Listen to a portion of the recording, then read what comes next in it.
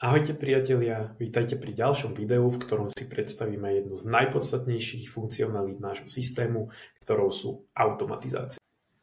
Automatizácie sú práve to, čo Leadzuke dodáva život a momentum a vás odbremeňuje od pravidelnej, manuálnej a otravnej činnosti s nízkou pridanou hodnotou. Poďme sa teda pozrieť na to, čo vlastne máme v rukách a aký je obrovský potenciál tejto featurey. Takže v základnom zobrazení nášho softvéru prejdeme do sekcie Automation, kde sa nám zobrazia či už vlastne vytvorené alebo predpripravené workflowy, ktoré predstavujú automatizačné schémy, s ktorými budeme ďalej pracovať. Taktiež pre správne pochopenie tejto funkcionality si na druhej karte otvoríme sekciu Opportunities, ktorá nám zase zobrazuje tzv. Pipeliny.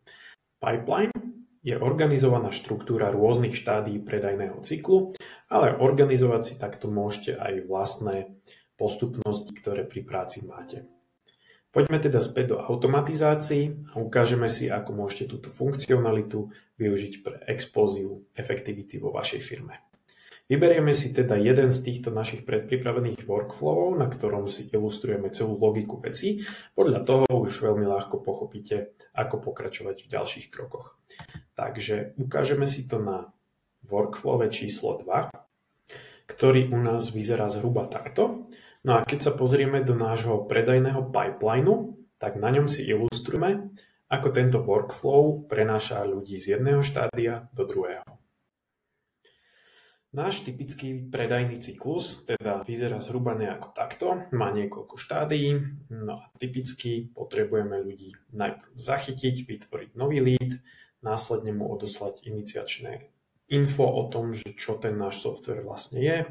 Ďalej klient buď prejaví záujem alebo nezáujem, ak prejaví záujem, dohodne si s nami prezentáciu, následne tú prezentáciu absolvuje, potom od nás obdrží automatizačný follow-up a s ďalšími doplnkovými informáciami a s tou vlastne konverznou snahou premeniť ho na platiaceho klienta. No a následne prechádzame už do fázy samotného predaju. Takže teraz si ukážeme to, ako nám automatizácie pomáhajú s presunom získaných lídov z jedného štádia do druhého.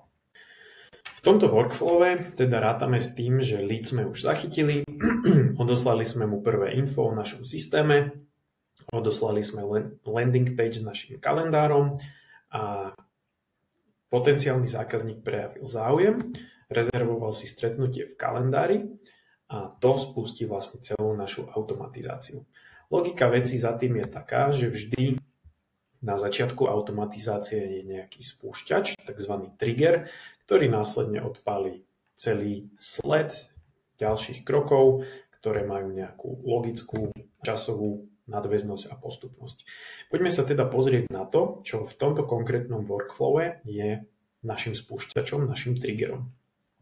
Máme teda zvolený status stretnutia, ktorý je nadefinovaný ako potvrdené stretnutie, pretože to, že človek si to zabukuje, ešte neznamená, že mu to aj my potvrdíme. Až v momente, kedy nám to obom sedí, stretnutie mu potvrdíme, tak vtedy sa jeho status toho stretnutia zmení na confirmed alebo potvrdené. Ďalej tu máme nadefinované, že aký typ eventu má nastať, aký je status daného stretnutia a v ktorom kalendári to systém má hľadať, že sa stalo. V našom prípade je to kalendár, ktorý sme si ukazovali, čiže prezentácia marketingového softvéru.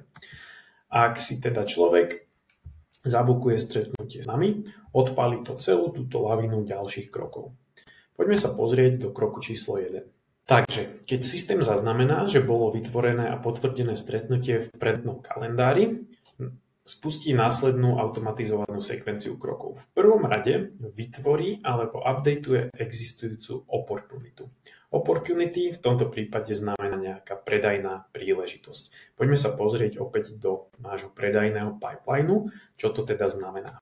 Všetky tieto záznamy ľudí, ktoré tu vidíme, predstavujú naše predajné opportunities, alebo teda príležitosti. A automatizácia, ktorá sa práve v tomto kroku vykonala, zabezpečí, že v tomto štádiu dohodnutá prezentácia sa nám vytvorí nová opportunity pre daný konkrétny kontakt človeka.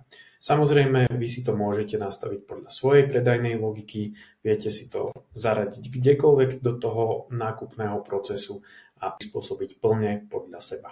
V tomto kroku teda presne vidíme, že čo sa stalo. Vytvoril opportunitu v predajnej pipeline našej agentúry, v stage dohodnutá prezentácia, pomenoval to názvom kontaktu, alebo respektíve leadu, ktorý nám prišiel, a automatizovane mu priradil nejakú príjemnú hodnotu, ktorú biznisovo pre nás ten kontakt predstavuje, a taktiež mu priradil status, že táto biznisová príležitosť je stále otvorená.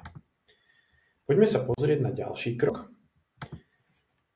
Keď je v pipeline príležitosť vytvorená, nasleduje v našej sekvencii krok číslo 2. Systém automatizovane odošle konfirmačný mail s predvyplnenými custom values, ktoré sme si už ukazovali v predchádzajúcich videách, takže príde to z mailu s naším menom, s názvom našej agentúry, z nášho firemného e-mailu, s takýmto predmetom, potvrdenie stretnutia s takouto správou, kde sa nám opäť dynamicky doťahujú parametre, čiže krstné meno daného lídu. A taktiež je tu automaticky dotiahnutý čas, ktorý si klient zvolil v našom kalendári. A opäť je tu ešte nejaká naša dynamická hodnota.